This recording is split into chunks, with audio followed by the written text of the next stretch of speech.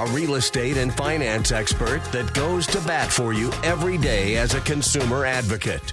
Your host and the consumer quarterback, Brandon Rhymes. All right, jam-packed show for you today here on the Consumer Quarterback Show. Criminal defense attorney Anthony Rickman in studio with us. Justice Department brings wave of cases over $836 million in alleged COVID fraud. We're going to talk about that. Also, Trump on the Tucker Carlson show last night, and it's an interesting clip too where he brought up the complicit behavior that Biden is allowing China to build a base in Cuba. Can you believe it? And I wonder how much of these dollars flowing have a influence on that. We're going to debate that as well. Jason Avery coming up later in the program as well. Avery Construction, Avery Home Remodeling. We're going to give a labor market update and bring you inside of his businesses, multiple businesses that Jason Avery owns and operates right here in Tampa Bay. So we're Tampa Bay's #1 consumer advocate here in Tampa Bay, helping you win in any marketplace, making you more informed as a consumer. So we'd love for you to reach out to the hotline, connect with any of our expert contributors. You know, and it really makes our day when you call and engage with us. 727-263-3707. We get a lot of calls or text messages. 727-263-3707. We can introduce you to great attorneys, CPA, financial advice, home and real estate advice, of course, home services, and consumerqb.com. That's our radio show website. You can see links there to all of our expert contributors. You can submit an email form as well at consumerqb.com. The form comes right through to me. So we'll make sure we get right back to you before our head hits the pillow. So before we jump into this great content, we always like to feature our real estate listings live on air. It's part of our strategy to help our sellers sell faster for more money, maximizing the exposure and getting our properties sold faster for more money. You got to do a little extra these days on marketing. It's much, even though we have a low inventory market, there's a smaller buyer pool as well.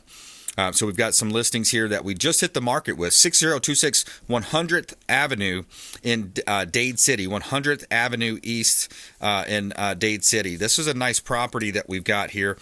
This one is just listed, 4 bedrooms, 2.5 bath, 3,000 square feet. This one is actually in Parrish. Sorry, I said the wrong address there. 6026 100th Avenue East in Parrish, Florida. 4 bedrooms, 2.5 bath, 3,000 square feet, completely screened, oversized lanai, about 38 feet wide. You also have upgraded bathrooms, tile, floating vanity, European sinks, cabinets, beautiful landscaping, 2 new AC units as well with a warranty, 4-foot fence, large walk-in master shower, laminate flooring, ceiling fans, granite countertops, beautiful backsplash as well, and a butler's pantry. And it's a great property at 6026 100th Avenue East in Parrish.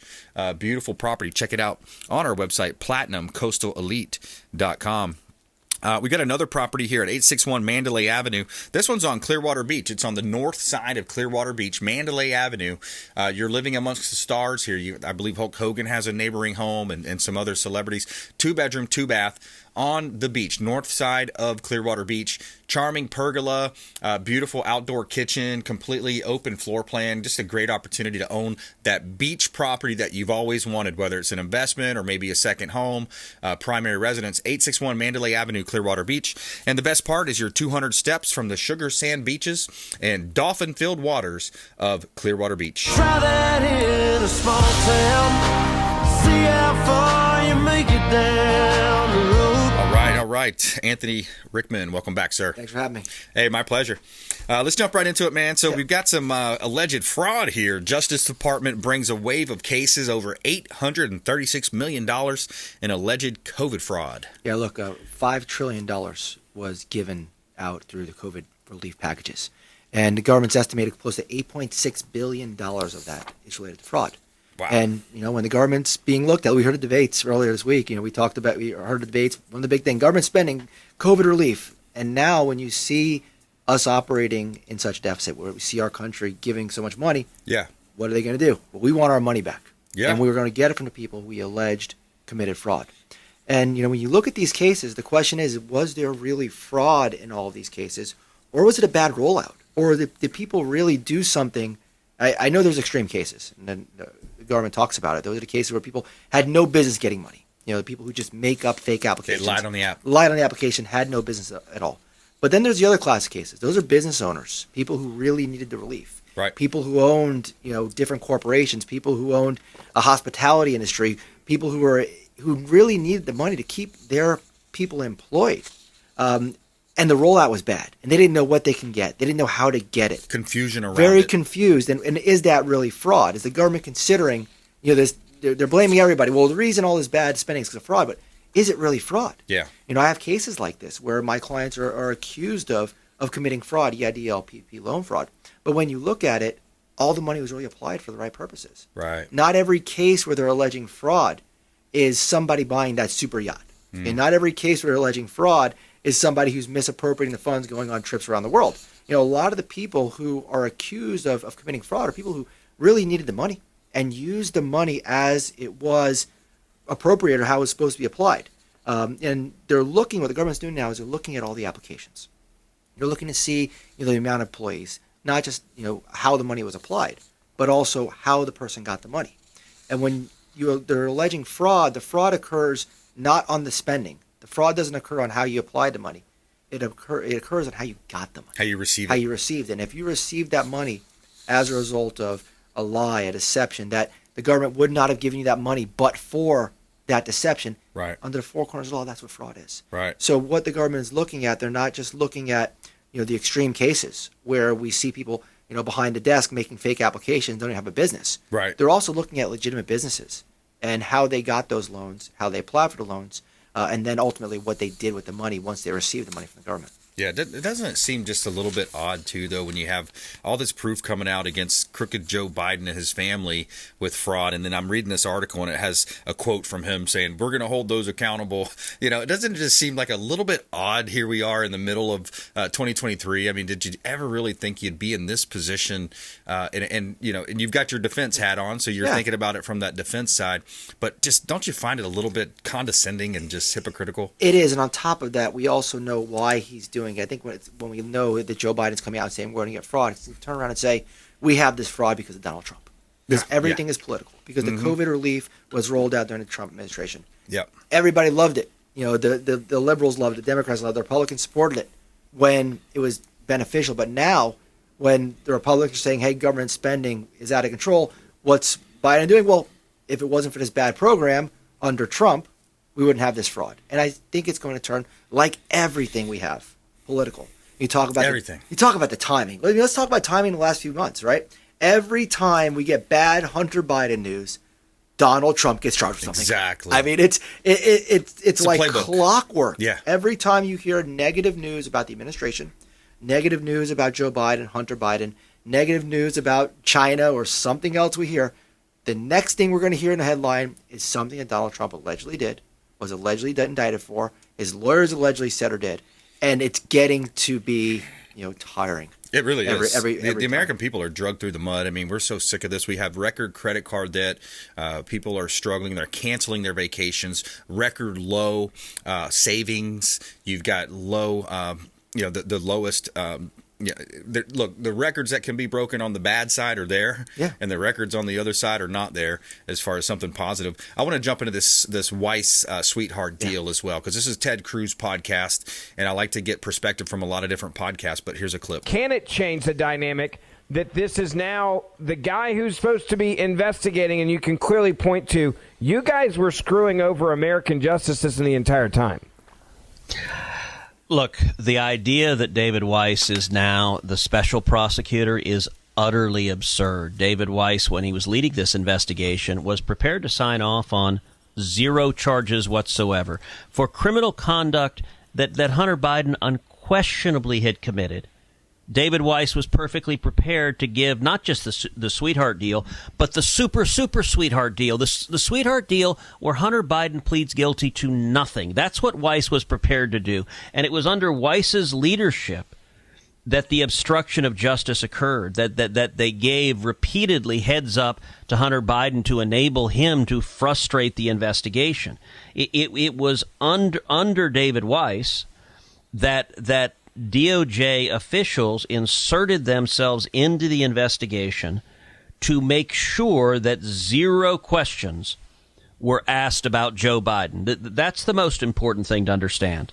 Yeah, it's so ridiculous time and time again. And to have Merrick Garland go in front of the American people and say, oh, we're going to take care of this. We take this seriously. And then he's going to appoint this person who was going to let him off, who drug his feet for the 5 years, let the statute of limitations run out. Yeah.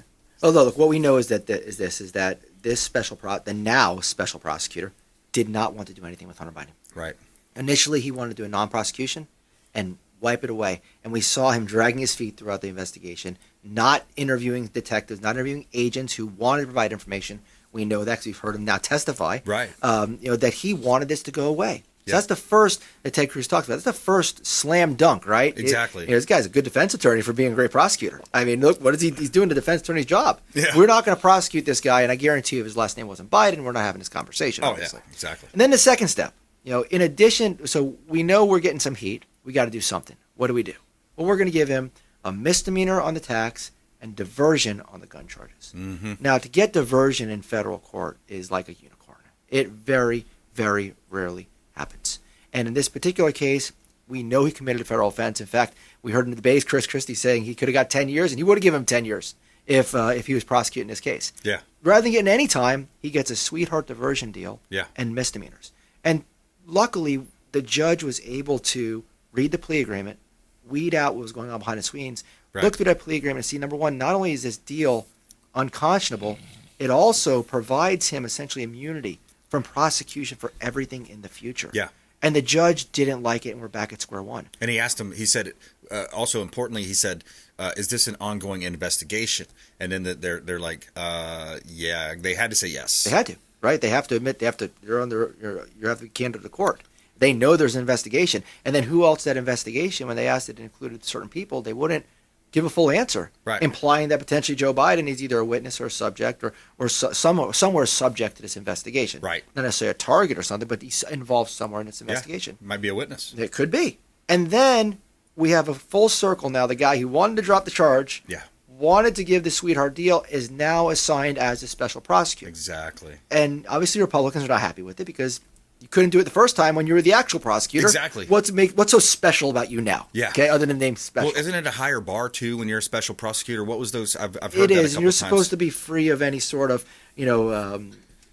prejudice, things like that. And at the end of the day, we know that that's not the case. Now, to his defense here, he has come out now a lot stronger against Hunter Biden. In fact, there was a court pleading the other day where the Biden defense team tried to tell the judge that there's still a deal in place for the diversion. And the government said, no, that is not, there is no deal. There is no diversion agreement in place. There is no plea agreement in place. And now it looks like this case is trending towards a trial. Yeah. Yeah. Wow. It's going to be interesting to see how this all plays out. And unfortunately, the flip side of the conversation is if it was a Trump, it would be balls to the walls, 1,000%, as hard as we can prosecute, as fast as we can prosecute, echoed in the corporate corrupt media, and it would go on and on. We got to take a quick break, but when we come back, more with Anthony Rickman. I want to talk about this clip. I've got a clip I'm going to play with Trump's interview with Tucker recently, where he talks about the complicit behavior allowing China to build a base in Cuba. I mean, that is scary to me, and we're going to analyze that here coming up with attorney Anthony Rickman, criminal defense attorney, right here in Tampa Bay. We'll be right back. Don't touch that dial. Hey, follow us online. We'd love to connect with you at Brandon Rhymes 1 at CQB Show.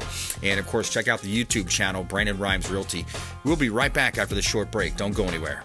Thanks for listening to My Daddy's Show. Please make sure to send him all of your real estate deals and subscribe to the Consumer Quarterback Show podcast at consumerqb.com. Hey, we appreciate you spending some time with us here on the Consumer Quarterback Show. We always like to help you win in any marketplace. More with attorney Anthony Rickman coming up here in just a moment. We're going to talk about this potential base in Cuba. But before we do, a couple of hot listings here from the Platinum MVP team, Keller Williams Realty. We got a property at 530 Heaton Forest Road. This one's a co-listing that we have. It is listing provided by Bill DeVore Real Estate Team, KW Professionals in the Carolinas. This is 530 Heaton Forest Road, Cashiers, North Carolina. 11 bedrooms, 10 baths, 10,000 plus square feet, situated on over 20 plus acres. You got a luxurious oasis in High Hampton. This is a golf course community frequented by Tiger Woods, Michael Jordan, a lot of celebrities golfing there in this community. This is a $13 million listing. I'm sorry, we just reduced this one down. That's a $10 million listing. 530 Heaton Forest Road, 11 bedrooms, 10 baths. Beautiful property in the Carolinas. So if you know anybody looking for a luxury home up there, we'd love to connect them with Bill DeVore from the Bill DeVore Real Estate Team, Keller Williams Luxury. And you can see all of our local real estate listings at PlatinumCoastalElite.com. And yeah, I'm raising my glass to those saving our ass overseas.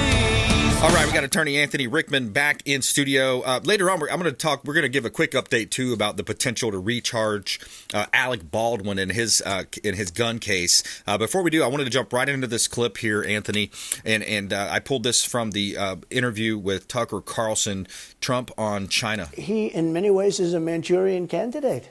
We have a Manchurian candidate, and he's afraid to tell Russia to get out of Cuba. He's afraid to tell China to get out of Cuba. He's afraid. China now is building, think of this, China is building military installations in Cuba. The Cuban population of Miami is not too happy because they're never going to be able to go back.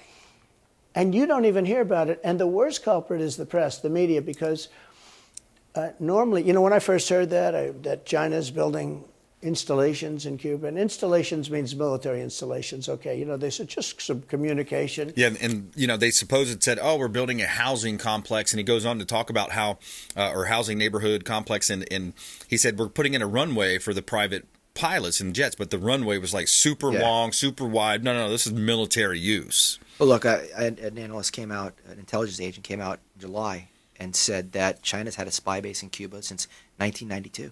I mean, we know China is not our friend. Right. They're economically, strategically, defense-wise, they are an adversary. Yep. And now they are 40 miles south of the United States in Cuba. They've been there for a while.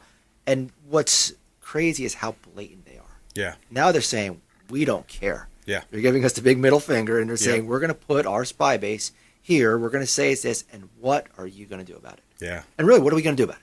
We see that Trump called him a Manchurian candidate. What is he going to do about it? And that's the question. Yep. Nothing has happened yet. Yep. We're allowing China to continue to build militarily. We're allowing them now to openly put a spy base in our backyard, in our literally backyard. Yeah. And we're not doing anything about it, and we're allowing it to happen. Look, we see land being bought up throughout this country from people who we don't even know, next to military installation, next to bases. And there has to be more accountability to protect our country. Yeah. And what we see is it's not happening. No, it's not there militarily. It's not there from a governance standpoint. It's not there from an economic standpoint. There's, when you think about the U.S. dollar, I mean, they just sent Janet Yellen to China a couple months back. I've got a clip here I'm going to play too. This is about the global reserve currency, the dollar slipping away, and the effects that it could have. It's catastrophic. We've seen that with the Treasury Secretary, for example, Janet Yellen, saying that, oh, yes, de-dollarization is actually happening. Just kidding. I was wrong. Oh, but don't worry.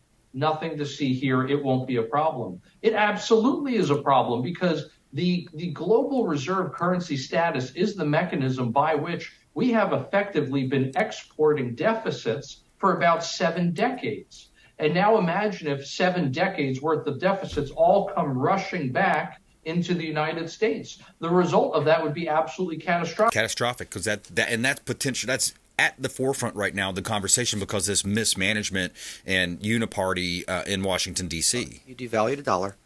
Now you have Russia, China together, and it creates a very bad situation for us as a country. Defense-wise, economically, everything is trending towards here unless we have somebody, a leader, to step up. It's just going to continue to get worse. Yeah. But what are we worried about? We're more worried about politicizing and weaponizing our judicial system and our law enforcement to go after a former president who's running against somebody who doesn't want to do that. Yeah. I mean, let's really call it what it is. Yeah, and pronouns and what's a woman and all these different things. It's all distraction, right? It's all these distractions, and they're trying to basically mind whip the young people. But at the same time, the distraction goes both ways. You listen to the debate, you listen to the social issues that are being talked about, you listen to what's going on. Yeah. And I think that both parties are distracted by a little too distracted by the social side. Yeah. Because at the time you're fighting about pronouns, you're fighting about Disney, you're fighting about how someone's talked to or treated. But at the end of the day, people are trying to fight about our freedom and our country and our defense, and we're more worried about these social issues. Well, they're important, Yep. But at the end of the day, the borders are a sieve. We have a war at the borders. We have a potential world war starting right now. Yep. And we're more concerned as a society with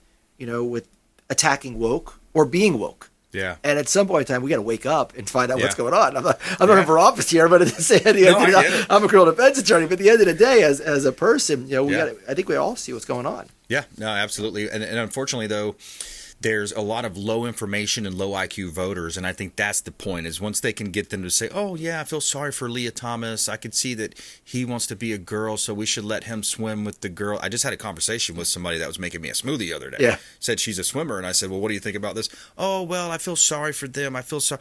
That person's going to be a voter, and they're going to vote a certain way. I think both sides, to some extent, are trying to appeal to that. Yeah. To the lowest common, things like that. So, and again, we're all diverting from what really is at issue here. Yeah. And when you really open your eyes, what's really going on, we got problems. Yeah. And it's not going to get any better unless we do something to make it better. Yep, exactly. We got to pull together. We got about a minute left, my friend. Tell us how people can connect. What kind of cases you're looking for? So for me, I'm the Rickman Law Firm, Anthony Rickman. I handle all types of cases, anything from DUIs to resisting arrest to serious felonies. I handle murders, homicides, vehicular homicides, DUI manslaughters, violent crimes, and white-collar crimes. We talked about today the PPP loan fraud, white-collar offenses, one of my larger areas of practice. So I'm a full-service criminal defense firm. I handle all types of cases throughout the state. I'm also licensed in federal court in Washington, D.C. as well. Just real quick, is Alec Baldwin going to be brought back into some charges? What do you think? They're going back after Alex. I mean, he's not going to be on the new Beetlejuice. He may be in stripes, but not the Beetlejuice stripes. There you go. At the end of the day, I think Alex still has trouble. I think at the end of the day, we know that he pulled the trigger. The prosecutor signed, has an expert who indicates that he did pull the trigger. Yeah. The question is, was he criminally culpable? We know maybe civilly, but criminal, it's a much harder burden. Yeah, exactly. All right, good stuff. Thanks for the updates. Appreciate that. Thanks Taking a for quick break. Coming back, we've got Jason Avery. He's an entrepreneur, Avery Construction, Avery Remodeling, published author, and we're going to talk with him. Going to give you a labor market update and talk about a little bit about the economy as well coming up here on the Consumer Quarterback Show. Check us out online at consumerqb.com. Hey, I'm Ken Shamrock, and you're here with Consumer Quarterback Show. And I say, Brandon Rhymes, knock out your competition.